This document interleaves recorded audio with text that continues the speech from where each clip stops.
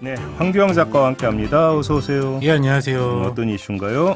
금동관을 보살 좌상이라는 14세기 고려 불상이 있는데요. 네. 크기는 한 50.5cm 그리고 38.5kg 무게 정도가 되고 700년이 지난 지금도 보존 상태가 좋아 문화재적 가치가 높은 불상입니다. 이 불상은 두 번의 도적질로 한국에서 일본으로 넘어갔다가 다시 일본에서 한국으로 돌아와 있는 비운의 역사를 가지고 있는데요.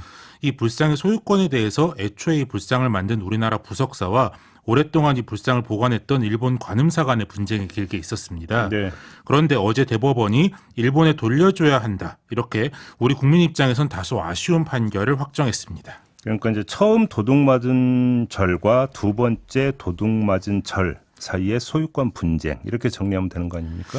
그렇죠. 이 불상은 원래 1330년에 서산 부석사에서 만들어졌는데요. 이제 14세기 중후반에 왜구의 약탈로 일본으로 넘어간 것으로 추정됩니다. 네. 실제로 이제 고려사 책에 보면 이 시기 서주, 지금의 서산의 왜구 침탈이 잦았다 이런 기록이 있거든요. 그래서 이제 어떠하다가 1527년 즈음에는 이게 일본 나가사키현 관음사에 안치를 하게 되는데요. 그런데 이렇게 500년 가량 시간이 흐른 후인 지난 2012년 김모 씨 등 절도단이 이걸 다시 훔쳐서 국내로 들여오게 됐고요. 이들이 붙잡히면서 불상을 정부가 몰수해서 보관하게 됐는데 일본에 돌려주기 전에 부석사가 소송을 제기한 거죠. 그러니까 부석사는 원주인이 우리니까 우리한테 돌려줘야 된다 이런 주장이었던 거잖아요. 그렇죠. 이제 그런데 근현대에 약탈당한 문화재도 환수가 진짜 쉽지가 않은데 그렇죠. 이렇게 중세시대에 약탈당한 문화재의 소유권을 다시 인정해달라는 게 진짜 드문 사례고 쉽지 않은 재판입니다. 그런데 좀 따져볼 했던 게 이 불상 안에 있는 복장 유물에서 1330년 2월 서주 부석사에서 관음상을 만든다는 아주 구체적인 문구가 있었습니다.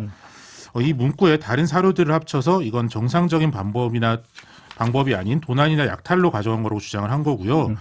그리고 이제 또 하나 중요한 게 원소유자가 지금 명맥이 끊겼으면 권리를 주장할 주체가 없을 텐데요. 부석사가 그때부터 현재까지 명맥을 이어가고 있기 때문에 수백 년 전 일이지만 소유권을 주장할 수 있게 된 거고요. 이렇게 이제 부석사가 국가를 상대로 유체동산 인도 소송이라는 재판을 제기하게 됩니다. 지금 부석사라고 하니까 영주에 있는 부석사를 생각하시는 분들이 좀 꽤 되시는 것 같아요. 근데 그게 아니라 서산에 있는 부석사다. 예, 그리고 좀 그렇습니다. 다시 한번 말씀을 드리고 아무튼 근데 법원이 이걸 안 받아들인 거잖아요. 그렇죠. 1심부터 이게 일본에 불법적으로 넘어갔다는 사실은 인정이 됐습니다. 그런데 쟁점이 된 건 취득 시효의 문제인데요. 일본 관음사 측은 이 재판에 보조 참가인으로 들어와서 취득 시효가 완성됐기 때문에 자기들 소유다 이런 주장을 합니다. 그러니까 취득 시효는 원래 본인의 물건이 아니었다 하더라도 물건을 소유할 생각으로 오래 가지고 있었고 또 그 기간 동안 원소유자나 다른 사람들이 돌려달라, 임대료를 내라 등의 문제를 제기하지 않으면 점유자에게 그 소유권을 인정해주는 제도죠. 관음사는 법인으로 설립된 1953년 이후 도둑맞은 2012년까지 60년 정도 점유하고 있었기 때문에 자신들에게 소유권이 있다 이런 주장을 했습니다. 그럼 취득시효 기한이 어떻게 되는 건데? 이번에 적용된 법리는 일본 민법에 따른 건데요. 그에 따르면 취득시효는 20년입니다. 20년? 예. 법원은 취득시효 20년이 완성된 1973년에 적법하게 관음사의 소유권이 완성이 됐다면서 불법으로 반출됐을 개연성이 있다거나 우리나라 문화재라는 사정만으로 이러한 취득 소유 법률을 깰 수는 없다 이렇게 봤습니다. 네. 그러니까 이제 아쉽지만 민법 원칙은 지켜져야 한다 이런 판결을 한 거라고 볼 수 있고요. 여기서 왜 일본의 민법을 따랐느냐 이런 의문을 제기할 수도 있을 텐데요.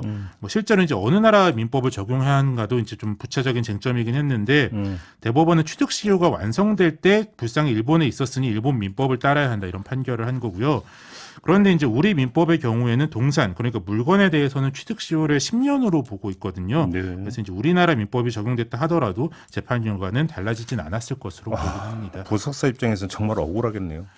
그렇죠. 이제 국민 한 사람으로서도 진짜 아쉬운 판결인데 이제 오죽할까 싶은데요. 네. 이제 부석사뿐만 아니라 서산시청 또 주민들이 합세해서 불상봉안위원회를 만들어서 꾸려 활동을 해왔고요. 또 이제 부석사가 속해 있는 조계종뿐 아니라 태고종, 천태종 등 여러 불교 종단이 합심해서 탄원서를 제출하기도 했습니다. 그만큼 다들 실망이 굉장히 크신데요.